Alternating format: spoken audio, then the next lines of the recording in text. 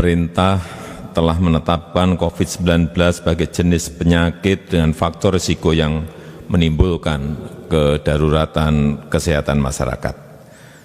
Dan oleh karenanya, pemerintah menetapkan status kedaruratan kesehatan masyarakat.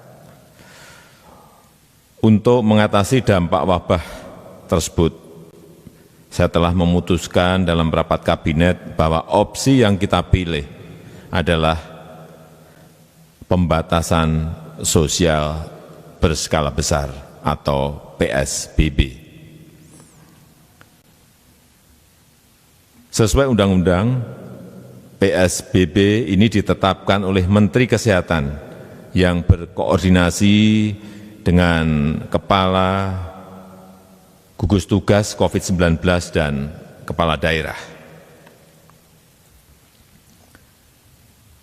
Dasar hukumnya adalah Undang-Undang Nomor 6 Tahun 2018 tentang kekarantinaan kesehatan. Pemerintah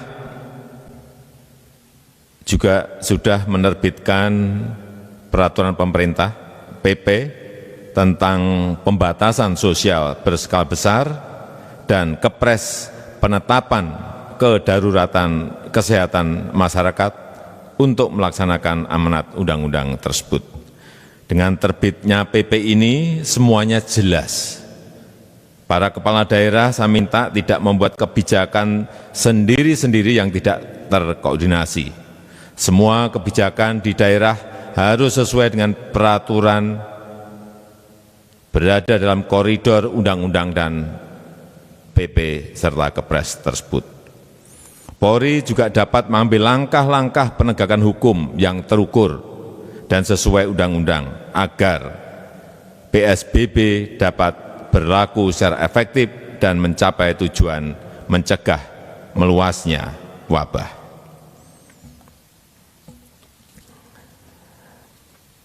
Bapak, Ibu, dan saudara-saudara sekalian yang saya hormati, kita harus belajar dari pengalaman dari negara lain, tetapi kita tidak bisa menirunya begitu saja, sebab semua negara memiliki ciri khas masing-masing, mempunyai ciri khas masing-masing, baik itu luas wilayah, jumlah penduduk, kedisiplinan, kondisi geografis, karakter dan budaya, perekonomian masyarakatnya, kemampuan fiskalnya, dan lain-lain. Oleh karena itu, kita tidak boleh gegabah dalam merumuskan strategi. Semuanya harus dihitung, semuanya harus dikalkulasi dengan cermat. Dan inti kebijakan kita sangat jelas dan tegas. Yang pertama, kesehatan masyarakat adalah yang utama. Oleh sebab itu, kendalikan penyebaran COVID-19 dan obati pasien yang terpapar. Yang kedua, kita siapkan jaring pengaman sosial untuk masyarakat lapisan bawah agar tetap mampu memenuhi kebutuhan pokok dan menjaga daya beli. Ketiga, menjaga dunia usaha, utamanya usaha mikro, usaha kecil, usaha menengah, agar tetap beroperasi dan mampu menjaga penyerapan tenaga kerjanya. Dan pada kesempatan ini, saya akan fokus pada penyiapan bantuan untuk masyarakat lapisan bawah.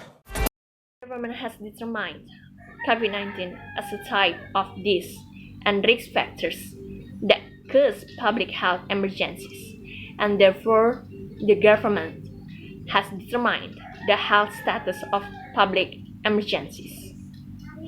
To overcome the impact of the outbreak, I decided in a cabinet meeting that the option we chose was a large-scale limitation or PSBB. Pursuant to this law, the PSBB is stipulated by the Minister of Health in coordination with the head of the COVID-19 task force and the head of the region. The legal basis is Law Number 6 of 2018 regarding health and quarantine. The government has also issued a government regulation or PP on large-scale restriction and presidential decrees on the determination of public health emergencies to carry out the mandate of the law with the issuance of this PP all clear. For region heads acts not to make their own policies that are not coordinated. All policies in the region must be in coordination with the regulation in the corridor of the law and the PP and the presidential decrees.